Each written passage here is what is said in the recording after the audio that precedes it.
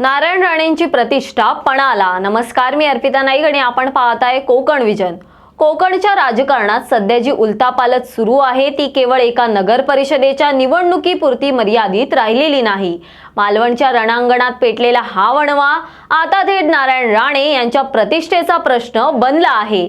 महायुतीतील विसंवाद, पुत्रावर दाखल होणारे गुन्हे आणि भाजप नेत्यांशी उभा राहिलेला थेट संघर्ष या चक्रव्यूहात राणे कुटुंबांचे राजकीय वजन पणाला लागले आहे. पाहुयात याबाबतचा सविस्तर तपशील. सिंधुदुर्ग जिल्हा म्हणजे नारायण राणे यांचा बालेकिल्ला. दशकानुदशके या भूभागावर राणे कुटुंबाचा दबदबा राहिला आहे. मात्र गेल्या काही दिवसात मालवणमध्ये घडलेल्या नाट्यमय घडामोडींनी या दबदब्यासमोर प्रश्नचिन्ह उपस्थित केले आहे. निलेश राणे विरुद्ध रवींद्र चव्हाण हा संघर्ष आता केवळ दोन नेत्यांमधला राहिला नसून तो राणे यांच्या कोकणातील एकाधिकारशाहीला बसलेला धक्का मानला जात आहे.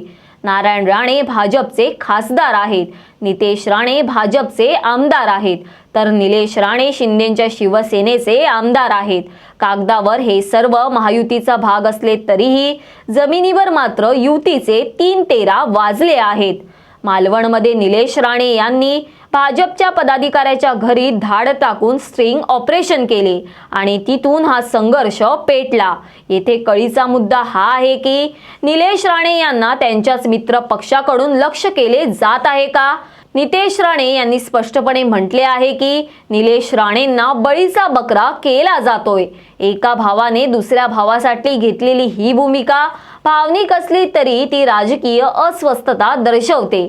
जर महायुतीत असूनही निलेश राणेंना एकाकी पाडले जात असले तर नारायण राणे यांच्या शब्दाला भाजपमध्ये आणि मित्र पक्षात पूर्वी इतके वजन राहिले आहे का?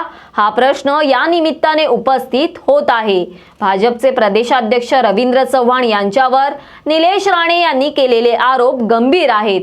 रवींद्र चव्हाण आल्यावरच पैसे वाटपाचे कार्यक्रम का होतात, हा निलेश राणे यांचा सवाल थेट भाजपच्या कार्यपद्धतीवर बोट ठेवणारा आहे. दुसरीकडे नितेश राणे यांनी उपस्थित केलेला मुद्दाही बिनतोड आहे.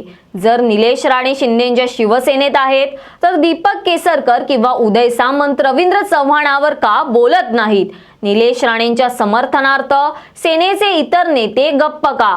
यावरून हे स्पष्ट होत आहे की हा लढा पक्षाचा नसून राणे विरुद्ध चव्हाण असा वैयक्तिक वर्चस्वाचा झाला आहे. मालवणच्या या संघर्षात कोकणात हम करे सो कायदा ही राणे शैली आता आव्हानांच्या भोवऱ्यात सापडल्याचे चित्र आहे. एका बाजूला नितेश राणे हमाम में सब नंगे है म्हणत सावरासावर करत आहेत, तर दुसरीकडे निलेश राणे गुन्हा दाखल झाला तरीही डगमगणार नाही अशी आक्रमक भूमिका घेत आहेत. पण या सर्व गदारोळात नारायण राणे यांची भूमिका काय? स्वतःचा मुलगा आणि स्वतःचा पक्ष यांच्यात लागलेल्या या युद्धात ते कुणाच्या बाजूने उभे राहणार? येणारा काळच ठरवेल की कोकणच्या या संघर्षात राणे आपली प्रतिष्ठा अबाधित राखतात का, हे पाहणं महत्त्वाचं ठरणार आहे. यावरील तुमचं मत आम्हाला न चुकता कमेंट बॉक्सद्वारे नक्की कळवा आणि अशाच विविध विषयांवरील सविस्तर तपशील जाणून घेण्यासाठी कोकण विजनला सबस्क्राईब करा व बेल बटन दाबा. धन्यवाद.